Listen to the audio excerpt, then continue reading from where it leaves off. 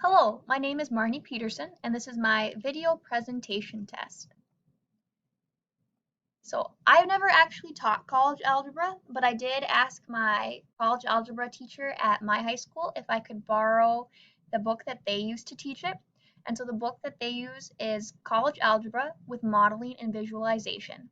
And this is by Roxwald Krieger and Roxwald, and it is the 5th edition of this text. So I went through the text and looked at different topics that related to the polynomials and polynomial functions, and the majority of the book seemed to deal with polynomials in some way, shape, or form. The first 3 chapters seemed to be a review of linear and quadratic functions that students should have seen in previous classes. So that would be the introduction to functions and graphs, linear functions and equations, and quadratic functions and equations. I teach Algebra 1, and so we cover linear functions and quadratic functions in Algebra 1. Then looking at Chapter 4, more nonlinear functions and equations, this appeared to be where they really started talking about polynomials in general more instead of those specific linear and quadratic situations.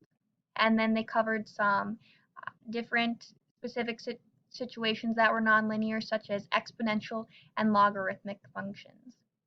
In particular, in the more nonlinear functions and equations chapter, some topics that they cover are polynomial functions and models, division of polynomials, and real zeros of polynomial functions.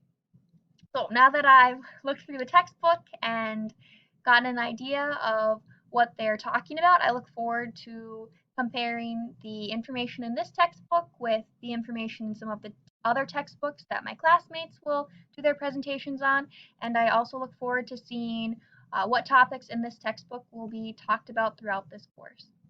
Thank you.